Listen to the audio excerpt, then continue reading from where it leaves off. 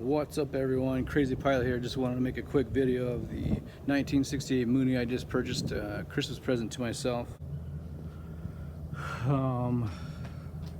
show you the fuselage there and the wings right there.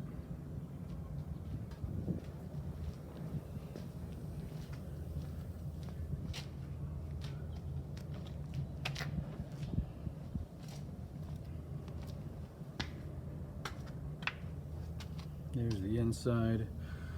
So it was an awesome challenge to separate the wings from the fuselage to get it prepped for transport. You got to take out your front and rear seats, all your paneling right here, which bolt through this side, and then have something underneath hold it from the other end to disconnect all your bolts, all your aileron, horizontal, vertical stabilizer linkages, aileron linkages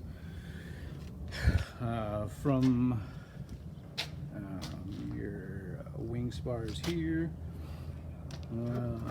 All your aileron tubes right there disconnect, which they disconnect here as well. Axis panel right there. You get a close up. So if anybody wants to know, that aileron tubes on each end are connected through the fuselage. In order to remove the wing, you got to disconnect all this, your linkages, push those tubes in, which will clear your fuselage. Get your engine hoist and slowly lift your fuselage off from the wings. Fun, really fun challenge. But yeah, this is my restoration project. If anybody has any few pointers to make life easier, please let me know in the comments. Give me another walk around. I'm obviously gonna give it a new paint job. Let's see.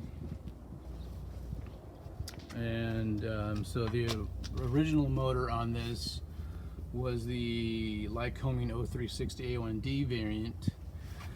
I think you can upgrade the I0360 A1A variant, the fuel injected. Let me know in the comments if that's even worth it or not, as well as what to upgrade radios and avionics. But yeah, this is my awesome restoration project.